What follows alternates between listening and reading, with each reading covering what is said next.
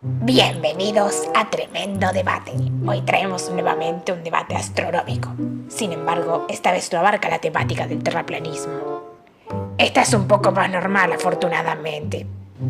La otra nos había dejado re choqueados con lo de que la gravedad ni los polos existen. Pero eso no quita que en esta ocasión la discusión sea menos interesante y llamativa. Liana, introducción. Claro, para comenzar debemos aclarar el contexto en el que se hallaba la situación de la que van a debatir nuestros queridos invitados. Por allá, en el año 1969, la población mundial se encontraba atónita ante la Guerra Fría entre la Unión Soviética y Estados Unidos. El mundo estaba dividido en dos partes. Ahora, esta competición no solo abarcaba una carrera armamentística, también una espacial. Y la Unión Soviética parecía llevarles la ventaja en esa cuestión. Además de fabricar y enviar al espacio el primer satélite artificial, el Sputnik 1, lograron también mandar al cosmonauta Yuri Gagarin, conocido por ser el primer humano en el espacio. ¡Ah, bueno!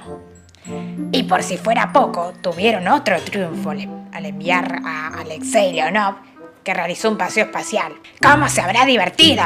¡Yo quiero! Kirby, son asuntos serios, no es todo diversión como vos pensás. Siempre lo mismo con vos. Liana, tranquila, sabes que me cuesta ser serio. Bueno, resulta que... como se habrán dado cuenta. Bueno, pero no nos vayamos de tema. Frente a estos logros de la Unión Soviética, Estados Unidos se quedaba bastante atrás. Pero pudo restablecer su superioridad al empezar el proyecto Apolo 11 y ser el primer país en mandar hombres a la Luna. Este proceso es una unanimidad, ¿o no? De hecho, no lo es. Hay personas que creen que ante la supuesta presión y posibilidad de perder la hegemonía mundial, Estados Unidos falsificó completamente el viaje del Apolo 11 del 16 de julio. Estas personas conspirativas piensan que todas las imágenes y videos de la NASA fueron un burdo montaje preparado por el gobierno. Según ellos, grabado en el desierto de Nevada y por el gran cineasta Stanley Kubrick. Cualquiera. No, bueno, para ver mejor sobre este tema del falso viaje, hoy tenemos a dos invitados. Un astrofísico de la NASA, Damián.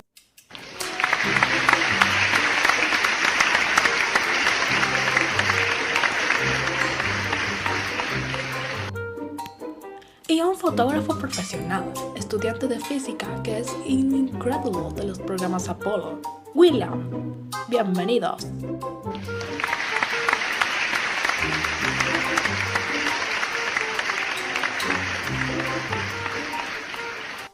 ¿Qué onda? Es un placer poder estar en este programa. Buenas tardes a los conductores y al público. Un gusto poder venir aquí. El gusto es nuestro, mis queridos Damián y William. Son bienvenidos a sentar. Bueno, debemos escuchar primero a William. Cuéntenos cuál es el primer argumento que lo hace dudar a usted de la misión Apolo. La primera demostración que presentaré, que es la más escuchada y vista habitualmente por todos, es el hecho de que la bandera estadounidense en los videos de la NASA ondea. ¿Cómo es esto posible si no hay viento en la Luna? Bien, señor Damián, ¿qué puede objetar al respecto? Debo antes que nada aclarar una cosa.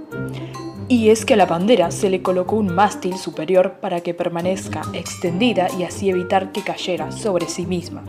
Y sí, ¿quién querría ver a la famosa bandera en un estado tan depresivo? Debe estar firme, carajo. ¡Vivan los Yankees! Exactamente. Bueno, prosigo. Cuando se colocó la bandera, Neil Armstrong y Buzz Aldrin... ¿Vos? ¿El de Toy Story? Ah, claro. Cierto que era astronauta. De hecho, Disney se inspiró en Buzz Aldrin para crear a Buzz Lightyear. Ah, mirá, la pegué justo.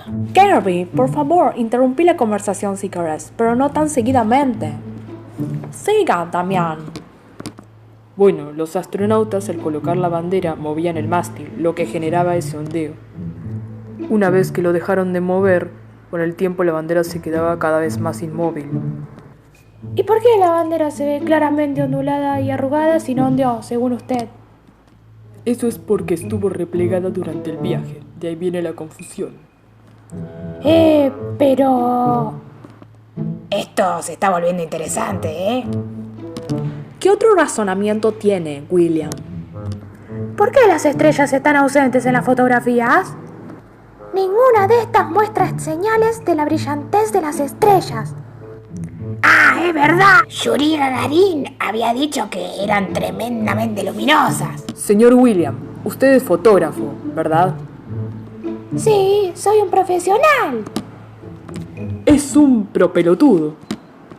En las imágenes en las que se ve el cielo lunar, las estrellas no son notorias porque son muy débiles para salir captadas en esas fotos convencionales.